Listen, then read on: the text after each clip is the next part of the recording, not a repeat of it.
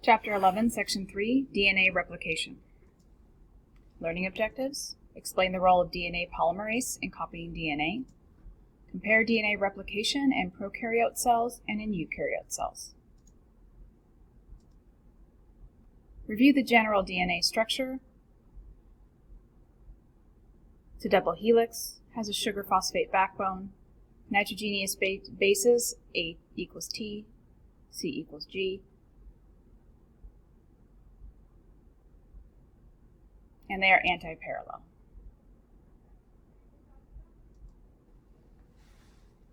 Before a cell divides, it duplicates its DNA in a copying process called replication. During the S phase of the cell cycle, during replication, the two strands of the DNA molecule separate. Two new complementary strands are then synthesized following the rules of base pairing. Each strand of the double helix of DNA serves as a template or model for the new strand of DNA, which means that each DNA molecule resulting from replication has one of the two original strands and one new strand. During the S phase, the two strands of the double helix separate, allowing two replication forks to form.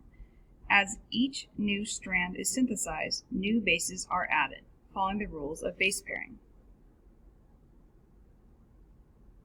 If the base on the original strand is adenine, then thymine is added to the newly forming strand. Likewise, guanine is also paired with cytosine. For example, a strand that has the base sequence of TACGTT produces a new strand with the complementary base sequence of ATGCAA. The result is two DNA molecules identical to each other and the original molecule.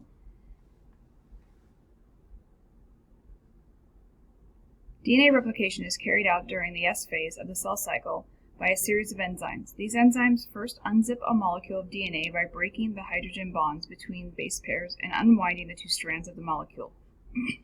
Each strand then serves as a template for the attachment of complete complementary bases. The principal enzyme involved in DNA replication is called DNA polymerase.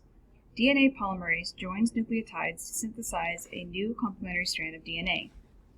Besides producing a sugar phosphate bonds that join nucleotides, DNA polymerase also proofreads each new DNA strand so that each molecule is a near perfect copy of the original.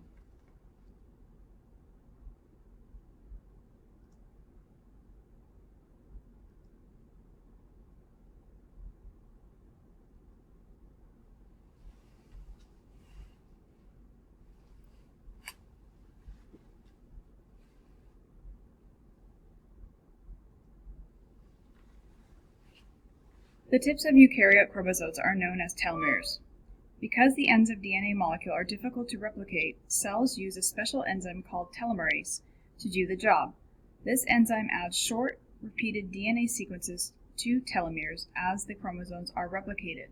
In rapidly dividing cells, telomerase helps to prevent genes near the ends of chromosomes from being damaged or lost during replication. Telomerase is often switched off in adult cells. In cancer cells, however, the enzyme may be activated, enabling these cells to grow and proliferate rapidly.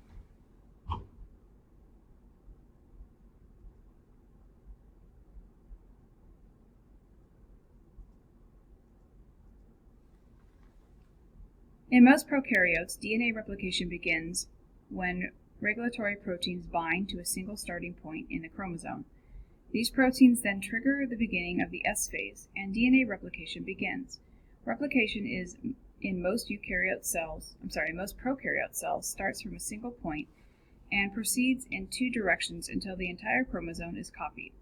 Often the two chromosomes produced by replication are attached to different points inside the cell membrane and are separated when the cell splits to form two new cells.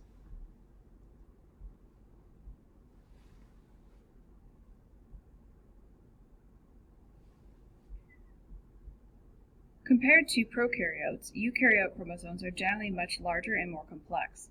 In eukaryote cells, replication may begin at dozens or hundreds of places on the DNA molecule. Then it proceeds in both directions until each chromosome is completely copied. Several points Proteins check DNA for chemical damage or base pair mismatches prior to replication. However, the system is not perfect. Damaged regions of DNA are sometimes replicated, resulting in changes to the DNA base sequences. The changes may alter genes, which can cause serious consequences. These are called mutations. The two copies of DNA remain closely associated until the cell enters prophase. At that point, the chromosomes condense, and the two chromatids in each chromosome become clearly visible. They separate from each other in anaphase of the cell division, producing two cells, each with a complete set of genes copied in the DNA.